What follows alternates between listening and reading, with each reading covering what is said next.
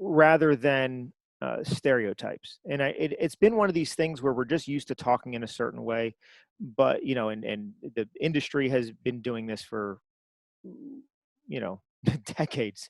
But it, start being aware of that, and you'll get so much more out of the actor, and it's much better as an actor to get more of a specific direction of what you're looking for, which is the human condition, versus giving a generalization of a stereotype.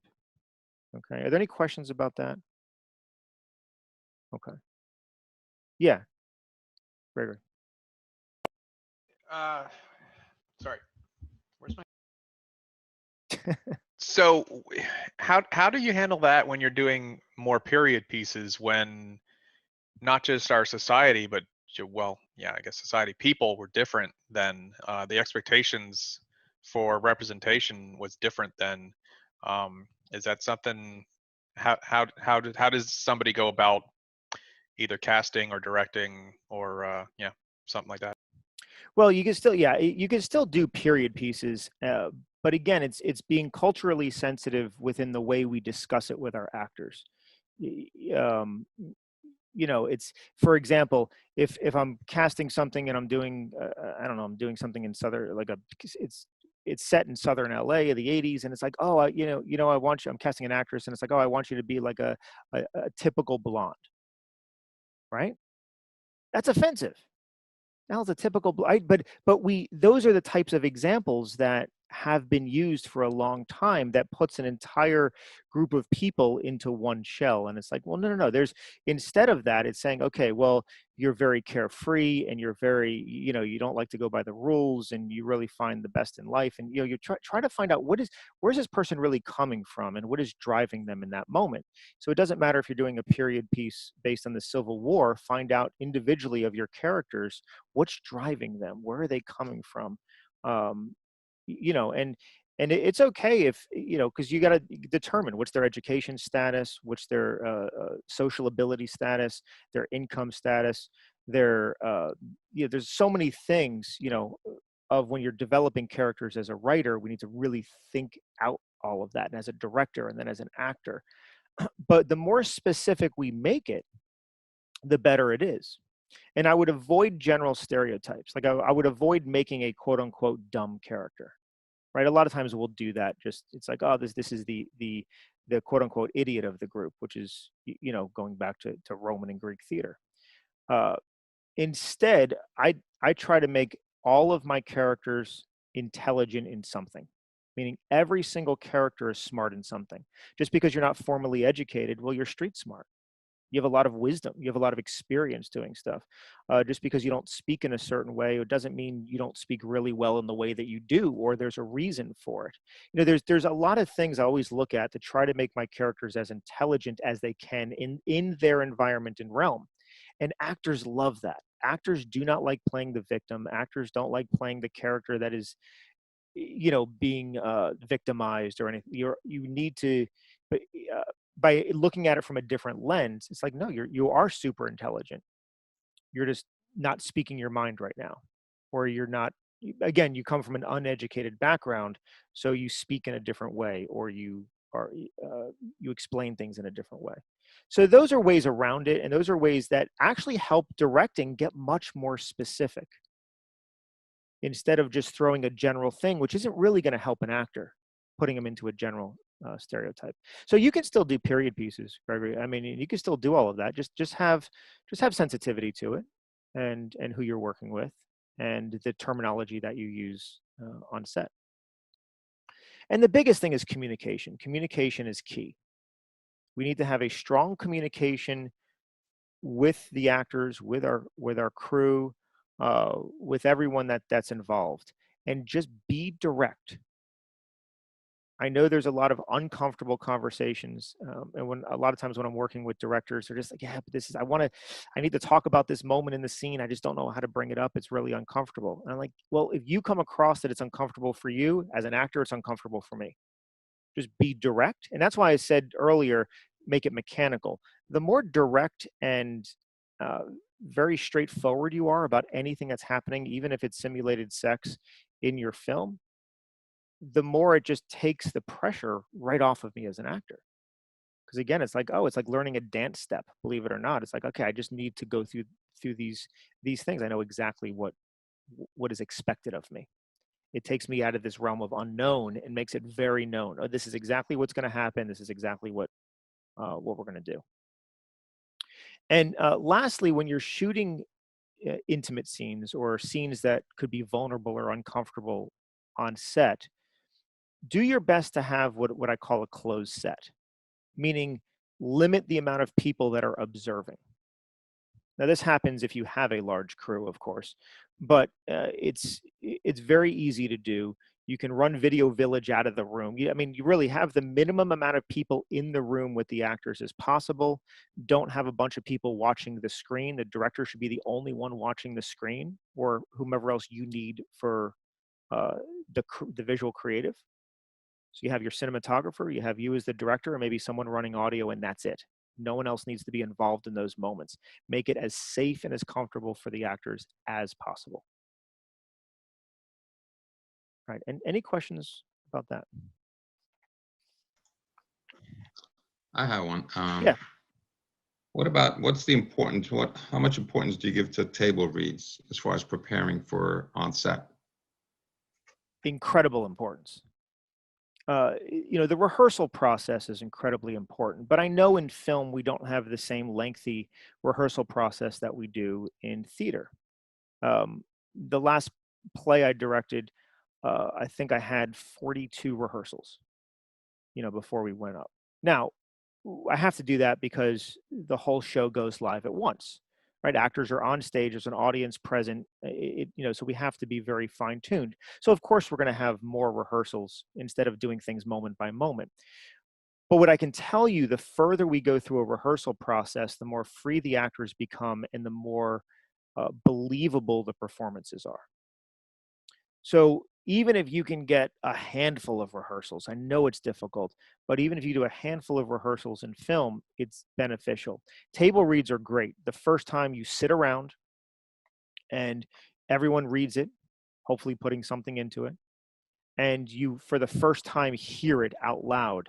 And that's the great moment for creative collaboration because you, as a director, are hearing it for the first time, these words spoken off the page with this group of people. It's so incredibly important. Your vision might change. In that moment, your vision could change.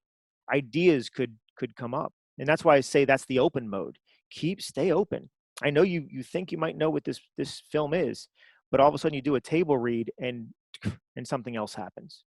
So that's incredibly important. And then in film, since we can't go through the whole thing, there's just not enough time in rehearsal. Rehearse the critical moments. Rehearse the fight sequences, meaning like you have an emotional argument that you really want. Just bring those actors in one day and rehearse that. If there's any sort of deep emotional moment that you want, a breakdown, rehearse that. Believe it or not, you want to rehearse the emotional moments. And and I know there's a lot of theories out there that if we rehearse it, we're not going to have it for set. That's only for the untrained actor. For the trained actor, the more we've rehearsed, the better we become. For the untrained actor, it's the reason why they don't like rehearsal, or there's that theory of not rehearsing, is because there's not they don't have a process. They're actually using real things to get themselves emotional, and that's very dangerous. You want to actually avoid that when you're casting. You want to get people that are trained with a process that can bring themselves through their imagination, bring themselves into this very believable, very powerful performance. Yeah, but I mean, I think rehearsals is key. So again, a handful. You do a table read rehearsal, yeah, and then you do a couple rehearsals of anything difficult. You break down those off of your, pretty much your midpoint in your film, your end of act two, possibly even the beginning turn going into act two, right? You have very specific moments in writing where key things happen, and you want those moments to be as strong as you possibly can. So you rehearse those, and then you leave the rest for on set. Yeah. And as an actor, if we rehearse the key moments like that, we're really going to feel good about the rest of it. Because if we know the deepest moments of the character, we can fill in the blanks with the rest of it. So a couple other casting things I want to go over, because it really starts your job as a director, and really as an actor, everything begins with casting. Um, so from the director's side, what I can say is my best advice: do not typecast. Avoid typecasting, which means that, and especially if you're the writer and director, because you've written it, so you already picture these people in your head, and now you're just waiting for that person to walk in. Bad idea. Typecasting means you're going to cast based on how someone looks or how someone talks, but not their actual ability or who they are. Avoid that at all costs. Instead, even if you're the writer of this thing, when you go into casting, open it up. Open up your casting to absolutely anybody you can, unless your script demands that somebody is a certain race, gender, height, age. Open it up the best you can. You know, a lot of times I see in castings, this person's 28. Well, do they need to be 28? Is it important that they're 28, or could they be 25 to 35? I mean, you know, open up your range as much as you can so it still tells the story that you want to tell. And cast the best actors that you can, the ones that have the deepest process, and you'll be able to see this uh, in the casting. But when you cast the best actors, ones that are willing to go there and able to go there, man, you're going to be happy. Every time I give this advice to not typecast, and then someone typecasts, they always come back to me later saying, man, I wish I didn't do that. And sometimes these are on feature films, right? They're putting everything they have into a feature film. And I'm like, yeah, and they're like, I really like this person, right? I'm helping them cast. They're like, I really like, I'm like, no, don't cast that person. They're like, why? They're exactly who I want. And I'm like, that's why you don't cast them. Never cast the actor who is the character. Duh. Especially if it's an antagonist. And that's what people have done over and over. Meaning that there was this one film that was done, and the lead character was just a real arrogant, pompous type of misogynistic type of character. You know, young, maybe like 30 or something, like it was the older brother of something, and just really was just like, you know, not a nice person, a jerk. And so in the casting, I was leaning towards other people that were really strong actors and that could get there, could get to that point, but they weren't that way in real life. And a director went toward an actor that came in that was the person. And because that you walk into the room and it's casting, and it's like, wow, that's exactly who this character is. I'm like, my God, do not do that, because there's not going to be an off button. You're not going to be able to collaborate. This person is your antagonist. The last thing you want to do is creatively collaborate with the antagonist, with the actual antagonist. Don't do that. You want an actor that is really humble and nice, and really easy to get along with, fun to be around, that can turn it on and snap into that, right? That can step into this amazing antagonistic life. So be very, very careful. Do not typecast. When you cast the better actors, you're going to get the better performance. It's going to be more believable, and you're going to have a better film every single time. So, yeah, Jason, I remember we had some conversations during your casting, Jason. But it ended up really well. I mean, I love what you ended up with. So, the next thing is, in casting, as a director, don't expect actors to come in and quote unquote nail it or get it right. A lot of times there's a misconception that we're looking for someone to come in and give me what I'm looking for. And this happens a lot on the independent level. And an audition is not for that.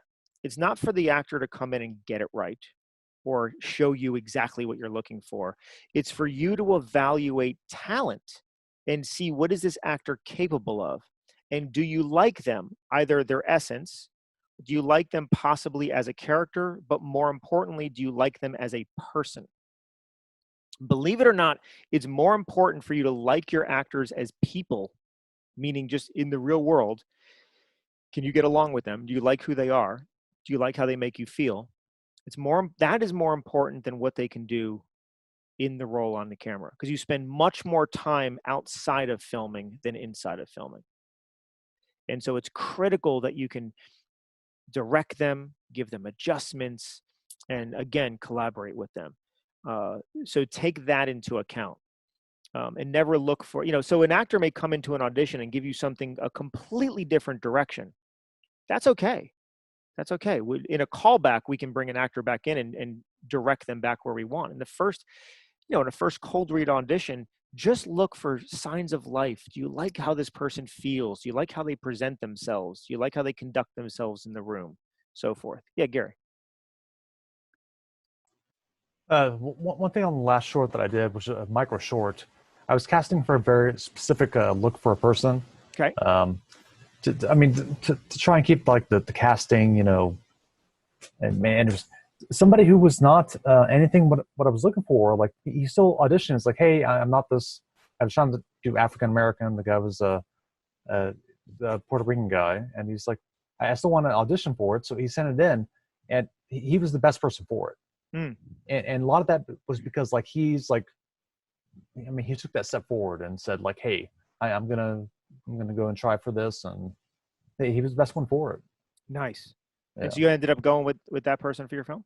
Yeah. Okay. Yeah. Nice. And, and sometimes we're just blinded. Sometimes we have it in our head creatively who this character is, what they look like, what they sound like. And so we have a resistance to other types. But really, when you find someone when you open that range and you let other people audition, sometimes you just find a gem that you've never thought of before, but like, wow, that works so much better. So I'm glad you had that experience. So my next thing is hold a callback. Make sure you actually have a callback. In the student world, they push back on this saying, well, we don't have enough time. I'm like, man, you have an entire semester, make time. In the independent world, you're setting your own schedule, make time, have a callback. Unless you're doing like a 48-hour film project, have an initial audition, bring that down to a smaller group of people, and then have the callback. The reason is that your callback is a test rehearsal session. That's when you want to bring actors in and work with them for about 30 minutes or even longer a piece, or maybe even mixing and matching actors together. But you want to treat it like, okay, today's either a rehearsal or today's the first day on set. Can I get you where I need to get you? Are you directable? How is our working environment together? Am I seeing that I can mold you into a certain direction? And that's really what as an actor that works the best, and as a director, that's essential. Don't rush into casting. Someone in a first audition can make something look great, and maybe it was a good audition, but then you get them into a callback and you realize, oh, but they can't do the deeper stuff that I want them to do. So this is essential, because this is the one area, I know there's other areas where we can debate, but this is the one area you can't fix in post. You can't fix this. So it's once you cast them, unless you go back and recast and reshoot, you can't fix this, right? You pull it Back to the Future and you replace Eric Stoltz with Fox. You can't do that. And as I've said earlier, cast the entire person. Don't just cast the character you're looking for. Make sure you're casting the person behind it. Cast someone that has a strong work ethic. Cast someone that has training under their belt. Cast someone that has a good attitude and has strong integrity. When you surround yourself with good people, with strong work ethics, magic can happen. I can tell you that. So real quick, because I know we're almost there, but I just want to go over a couple of things. So from the acting side, because this is going to be important for both directors and actors. As an actor, we have to understand that when we go into a first audition, there is no right. So for us, it's when an actor comes in, so when I'm auditioning something, when I see an actor trying to give me what they think I want, it's flat, it's lifeless, it's not interesting. I want an actor that's willing to walk into the room to an audition and willing to just let go of any preconception they have and just live in that moment. Show me something authentic. That's what I look for. So as an actor, we have to let go of this idea that there's a right way and a wrong way to do it. So just like the director needs to let go that there should be a right way or a wrong way the actor should do it, as an actor, we need to let go of those philosophies as well. Also, as an actor, it's not about the lines. It is not about the lines. It's about the life underneath it. Now, this does not give an actor at all any freedom to ad-lib your lines. Do not ad-lib your lines. They're written specifically, and they are written for, a writer put a lot of thought and effort and time into this. These are the lines we use. But you're holding the page in an audition. It's right there for you. So now the job is, and what I look for in an actor, are they putting emphasis on the words? Are they spending a lot of time down here looking at the script? Or are they up here present with the reader? Are they really focused on the life? Are they really listening to what's being said to them? Or are they just doing your turn, my turn? That tells me a lot about the actor, because it tells me whether their focus is on the lines or the life. And it's not about the lines. It's about the life and what makes the lines important to say right now. That's what acting is. It's what we call subtext. It's the life underneath it. It's not about what I say, it's about why I say it. What's the intention underneath it? Where as directors, that's where you're going to get into directing, is direct the intention, not the words. In intention, what I mean is, what am I trying to do with another person? As people, we're always trying to change somebody. Always. We're always trying to get someone on our side. We're always trying to change someone's opinion about something, or we're trying to change them completely. It's always about change. Our characters are always about change and influence. So what do I need from my partner right now? So as a director, you can say, okay, well, you really need them to be on your side about this. So get them to listen to you. Get them to really understand your point of view, which is an outward thing. So as a director, we can give this outward direction. And as an actor, I could really do that and put my focus on the life and not the lines. As actors, and this is something as directors should be looking for, that actors make important choices. There's not an unimportant scene in a film. So as an editor, right, I do a lot of editing.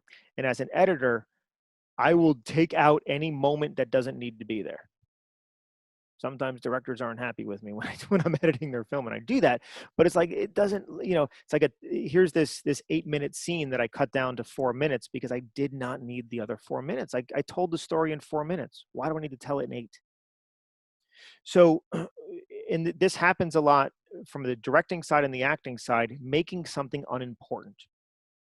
Every moment in a film is important in these characters' lives. In some way, it's important. It doesn't mean it's extreme or it's emotional, but it's important.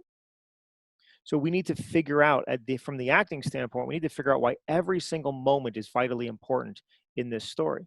Otherwise, it doesn't need to be there. As a director, you need to figure out why every single moment is vitally important and push your actors, encourage and direct your actors into that importance. And the more important we make it, the better it is. Every moment is important. And lastly, for actors, have fun. My God, have fun.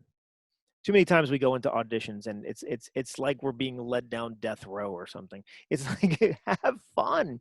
We got into this because we love to perform. We love acting. We love creating. And, a single audition is not going to be the death of you as an actor.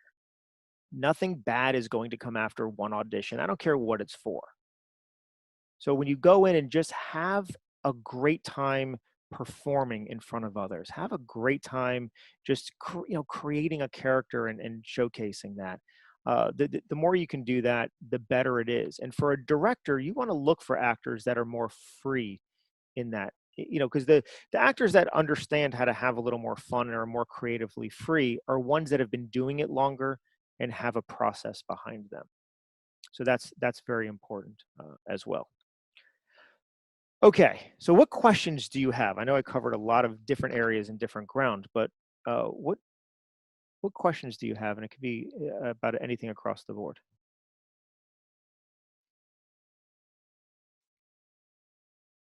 Yeah, Bria. So when you're on set and you've gone through a few takes already, and Mhm. maybe the actor's struggling with it, you've already gone through rehearsal, you've had your discussion, and then the camera turns on, it's go time, a few takes roll by, and it's just the take is just not hitting. They just can't get it. Or do you have any tips or tricks, or like pull them aside, any keywords to kind of give them to come back into the moment and really nail the take to finally get it done? Yeah. So a lot of times, depending on what it is, let's say it's an argument scene. My keywords that I say is, I need you to fight harder, fight like your life depends on it. I use those words a lot, right? So fight harder, fight harder, fight harder. And they won't do it. Okay, no, fight harder, do it again. Now, a trick that you can do, and we have the great ability to do this in the digital world, roll the camera, keep it rolling, and do a rolling take. Meaning don't cut and stop between each one. Do a rolling succession of takes where you walk the actor through it. The moment they get to the end, say, take that and bring it to the beginning, start over, go. Okay. They do it again. No, good. Take that, bring it to the beginning, go. And we try to ramp up their emotion, or ramp up their feelings, ramp up the fight. And I just grab the end of it and say, okay, start there, go. And without the cutting and resetting and all of that, unless you need to, unless there's unless there's things that are moved, you can get to a better emotional moment that way. Cool. Thank you. Also, when you're casting, so if you know you need an actor to hit an emotional mark, do that in your callback right away. That's the scene you put in your callback.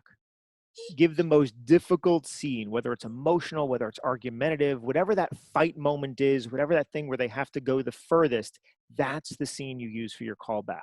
See who can really deliver that. Because I don't care if they can deliver everything else, they don't deliver the most important moment you have in your script, it's gonna fall flat. Very good. Thank you so much. Oh, you're very welcome. So what else? Who else has questions? I have a question. Sure. My question is, so as a director, what does your prep look like when you get the script and you're going into filming? What do you come in with, like the game plan? Like, what does that look like? So my pre-production process is long. So, and again, of course, it depends on whether you're doing a short or a feature. But I mean, I spend months, sometimes a year or so on pre-production. And that I'm talking a year or so in when I do a feature. But really my prep is, first, I want to understand the script. I mean, inside and out. I want to understand the script. Before I bring anyone on, I need to understand what story I'm telling. And the next thing is, which I think is vitally important, and sometimes we miss this. I need to understand the theme. Meaning, why am I telling this story? Not just what am I telling, not just the plot, because that could be fun and everything else, but why is this story important for an audience member to see? And so I try to determine that before casting, at least in coming up with my own vision. And what I mean by that is I ask myself 3 questions. And these 3 questions are, what do you want the audience to take away from the story? Meaning, after someone watches this, what's the takeaway?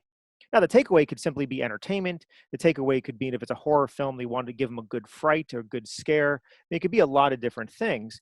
But if it's something that has more of a message to it, or a drama, I want them to take away the concept of good and evil, or I want them to take away the concept of overcoming an obstacle. Whatever it is, but know exactly what the point is of your story. So what do you want the audience to take away from your story? The second is, how do you want the audience to feel at the end? So I always look at the end moment. I always look at the very end moment of my film and say, when it's over, this is what I want to have happen. And then I back up from there. So at the end, do you want them to feel devastated? Is it a tragedy where a main character dies or something doesn't happen? Do you want them to feel hopeful or inspirational? Is it a hero's journey where they overcome and it's celebratory at the end? But what do you want that feel to be? And that's very important. And the last question is, what do you want the audience to talk about afterwards? And this I find very important, because if your audience isn't talking about the film afterwards, then maybe it wasn't as important as you think it is. So I want my audiences to be talking about something. Now, it could be talking about this really cool shot that I did. I don't know. It could be talking about a theme. It could be talking about, the hero's journey, and wow, did you see how they overcame that? It could be talking about, oh my God, Darth Vader is actually his father. But we need to know what is the thing we want them talking about. All of a sudden, we have these 3 points when we answer those questions for ourselves. And now we have something to drive toward. And that helps me with ideas for cinematography, for the overall feeling of the movie. That helps me in my casting decisions. All of those go into that when I answer those questions as the director. Now, once I get the cast on board, I do this process again with the cast. I'll have a roundtable discussion, typically at the table read, and I'll ask them those questions. I won't give my input because I already know what I think as the director. I'm not trying to influence them, but instead, I want to know now that they've read it and they're involved and they're in these roles, what do they think the answer should be? And I use that as a collaboration point to possibly revise the theme a little bit if I need to, or enhance it. But when you have that, now everything else becomes a little easier. Then I can go into, from there you go into shot lists and production and all sorts of different things, so that every day we know exactly what we need to get. But basically, I'm thinking about my edit when I'm asking these questions. I'm thinking about, what is the feel of this? What do I want? Longer shots that hold or have slight movement to it, or do I want a standard quick, shot, reverse shot? What do I really want to do with this? Because the feel of it, the theme of it, is going to influence that. Thank you so much. That was a great answer. No, you're very welcome. Going into an actual production day, I want everything defined. I mean, I'm a big believer in storyboards. I think storyboards are something that are essential to the process. Even if you're the writer, director, producer of what you're doing, the storyboard's not for you, it's for the team. And the storyboard is a great way, and I don't care if they're little things with stick figures, but it's a way of telling everybody this is what we're shooting. It's a way to communicate visuals to a cinematographer. It's a way to communicate visuals and action to an actor. And then when a whole team has storyboards on set, they feel like they're part of the process. What I do when I direct or produce, I will have the storyboards. I will print them out, put them on like a poster board for the day, and I have that at craft services. I have it available so everyone can clearly see this is what we're shooting today. And I do that simply not because they need to know, because they enjoy knowing and they feel like they're part of the overall creative process. So storyboards to me are essential. Thank What you. else? Oh yeah, you're very welcome. Any other questions? Okay, I have another one. Sure. You spoke a bit about callbacks tonight. What should be expected in callbacks? I mean, maybe it's not appropriate for short films as much, but in the old days, they used to do something called screen tests. Yeah. How do you feel about doing I something like love, for film, I love screen tests. I mean, when I do a callback for stage, I do a stage test. I mean, meaning I'm looking for the actor's voice. I'm looking for their stage presence. I'm looking for what they look like under lighting. I'll do all that on stage. Film is no different. I want to see what they look like in camera, because what they're doing in front of me live might be brilliant, but I put them in front of the lens and it doesn't translate. So whether you do a screen test as part of your callback process or separate, I tend to do it separate as a second callback. But I will bring the actors in and do a camera test. I'll put them on a very simplistic setup, but I'll put them on a camera. I'll put them in a good lens, a 50 or something, because I want to see what they look like when I get a little closer up to them. And I want to see their ability for stillness. I want to see their ability to handle a close-up. I want to see just how do they handle the camera. Some actors, you put a camera in front of them and they shut down. They have an anxiety with the camera, and so right?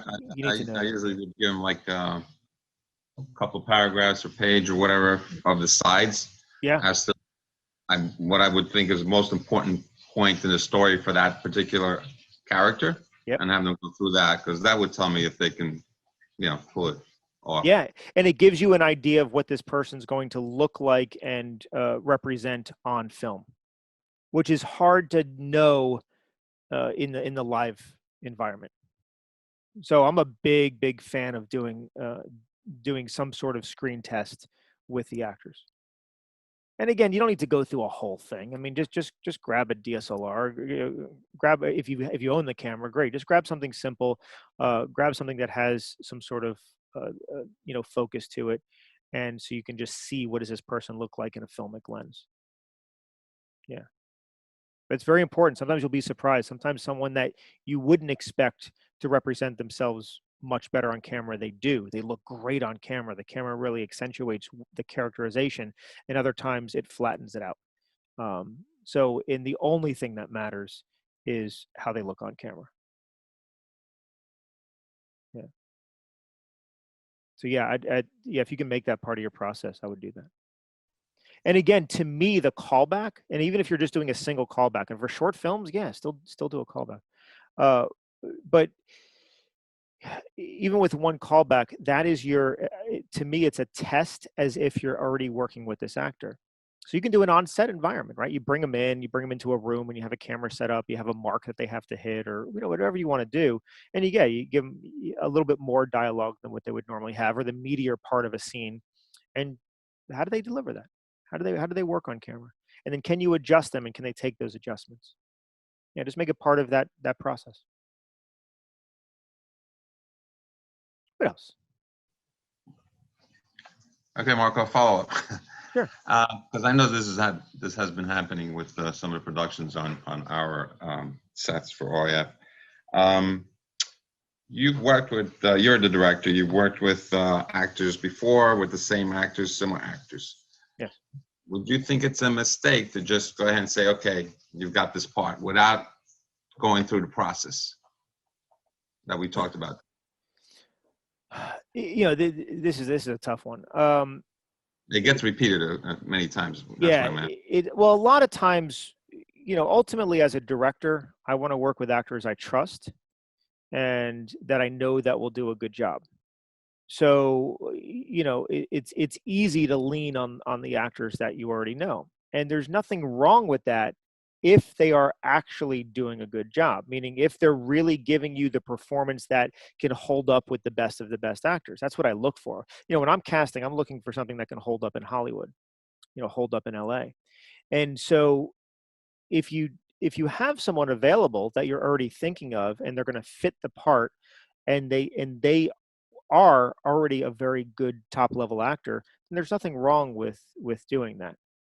However, what a lot of filmmakers will do is they'll cast people they already know from a comfort level, just for not having to get to know somebody else or not having to work with the unknown factor of a new actor.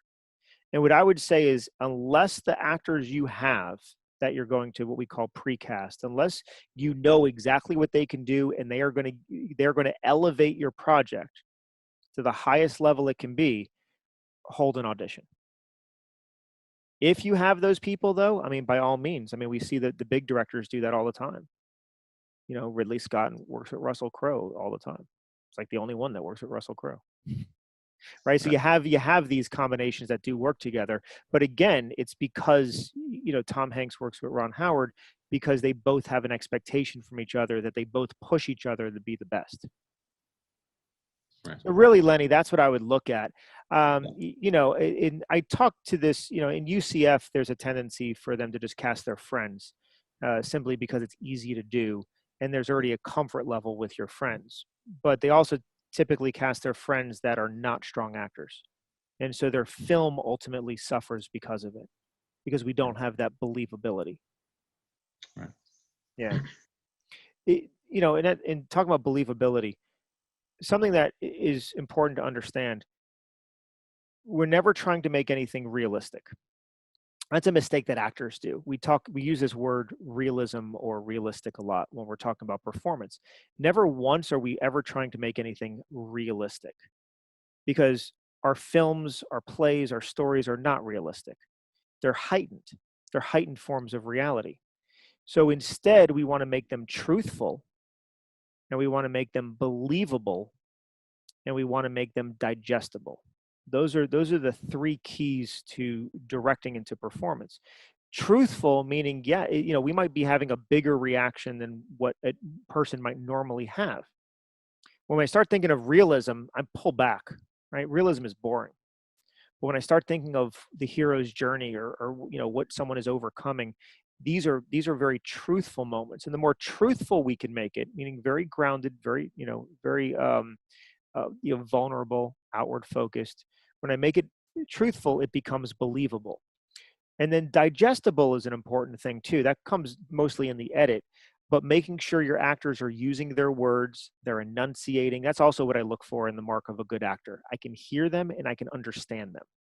They're speaking clearly. They have strong diction. They have strong enunciation, uh, and not to the point where it's taken anything away, but to the point where the audience needs to be able to hear your actors and understand what they're saying. Otherwise, we don't need to be saying it. So I even look for that. And that's what I call digestible, is I want to make sure that every moment of every scene, the audience is getting what they need out of it, because ultimately it's about your audience. It's not about the actors. It's not about you. It's not about anything. It's not about the writer. It's about, is your audience getting what they need out of the scene? Are they able to understand it and digest it? And so I look for that when I'm casting actors as well.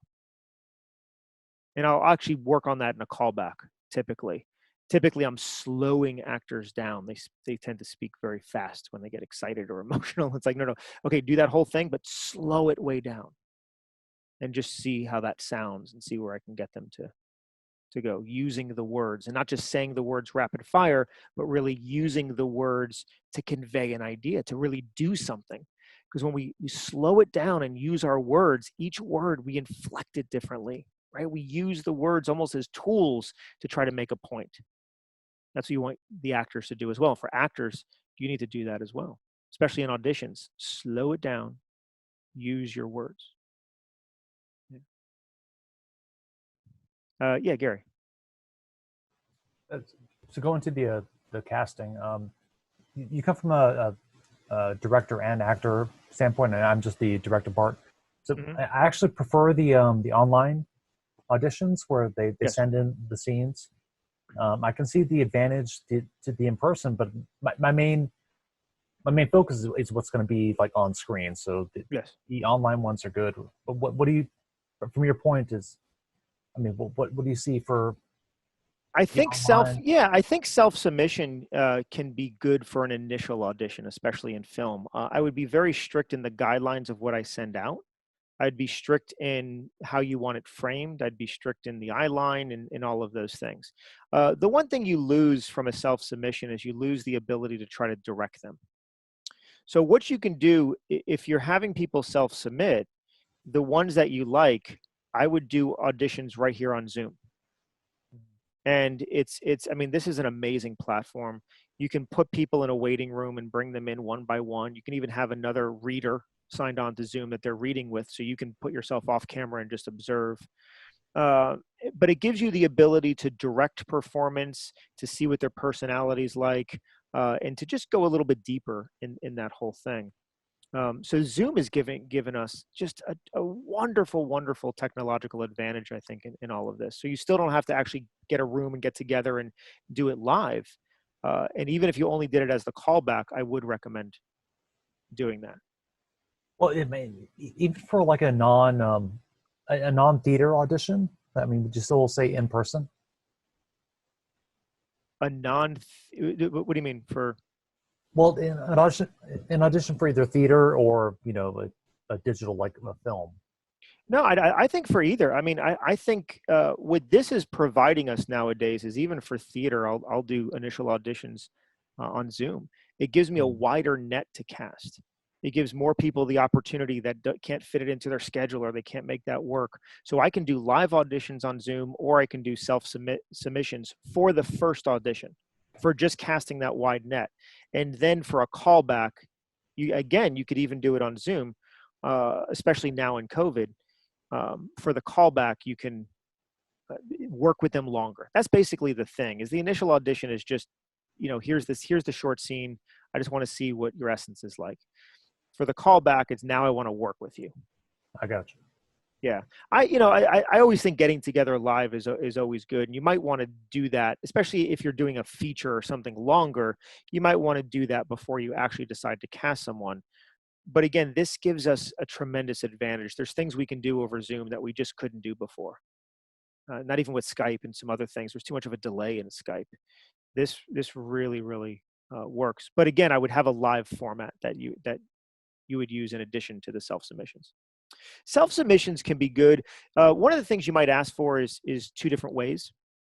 Say, here, provide this scene to me, but give it to me in 2 different ways. Make two different choices on it, just so you can see that they have the ability to use words differently. They're not always the same thing.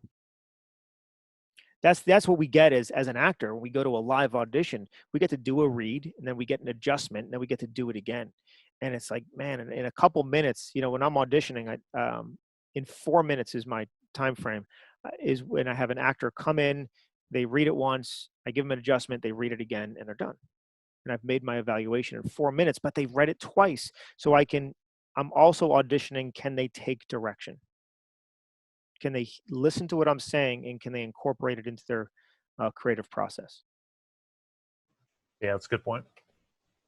So, so there's a couple of ways you can do that, but I'm a big fan of Zoom. I really, really am. And, ultimately it's always better to get together in person. And once we can do that safely again, and freely, we can go back to that. But this really gives you the ability to cast so many more people by doing it on here, or again, self-submissions. Yeah. Anything else? I have another question. Yeah. So in a post-COVID environment now, as a director, what are some precautions or things that you would do differently now that we have this new space that we're living in, working in as actors and as directors? What is something that you've found useful or that you've been using? Well, getting used to wearing a mask is, is something that I'm getting used to, and it just, what I found is that the more I wear it in the environment, the more I'm comfortable with it. I keep separation. I've shot some stuff recently with some actors, and I just maintain separation of the actors. With camera angles and lenses, you don't have to get actors as close together as you think you do, and you can use what's called forced perspective. So you can maintain 10 feet apart from actors and make them look like they're a couple of feet apart in over the shoulder type shots. So I'm just learning how to be more creative with that. But to me, safety comes first. The safety comes first, and the sensitivity to it for who you're dealing with, I think, is very, very important. I have all my actors wear masks when they're not on camera. They take it off when they're on camera. I wear one behind the camera, or wherever I'm at there. And so I slow down the process a little bit too, to give us more space. But that's really, I'm working very, very small right now. In the larger environments, Film Florida put out a document which discusses the entire guidelines for the industry. So that's a good document if you go on to filmflorida.org, to take a look at and read through and stay apprised on, because what they're doing in Atlanta and what they're doing here, it's pretty much a nationwide document. And what they're doing in California it's good practice to take on to your own sets. Nancy. Sure. Nancy. Yeah, so I just wanted to add to that, because we've talked about this, and actually I found out about this. I know most of you on here probably know Kelly Weaver, but there's that Safe Sets International. If you go to their website, there's a 10-minute quiz on protocol for COVID-19, and then they give you a certification document that says you're now certified to work on a set. You know everything that needs to be done to keep actors, crew, everybody safe. And so it's a really good piece of information to have, and to see if the people you're working with are all fully knowledged in how to conduct themselves in a safe manner. So yeah, it's great to have actors go through that course. It's great to have crew members go through the course, and it's just information on how to maintain safety on a set, and it's very good for everyone to go through. Nancy, do you have that website? Could you put it on the? Yeah, it's called. I'll type it in. Yeah, put it in the chat. Yeah, because we don't know where we're at yet, post COVID. So we still have to maintain safety to the best of our ability. to avoid another shutdown later. But it can be done. It really, really can be done. We just have to work safely. I have this spray. It's a spray hand sanitizer that I use. That it's like a mist, and I can spray everything. I can spray my camera equipment. I can spray anything anyone touches. So I use a lot of that just to make sure everything's decontaminated. Yeah. Any other questions? Okay. Thank you, Nancy, for putting that in there. Well, Lenny, do you have anything else? No, if there are no other questions, just thank you so much for bringing your insight to everyone this evening. Absolutely. I loved Well, it. Thank you all for taking your evening and spending it with me. I appreciate it. thank you. We hope to do more of these. Thank you so much. Yes. All right, everyone. Yeah, everyone. Have a Have good a night. great- Thank you. Thank Thank you. you. Bye. Thank you. All right. Good night.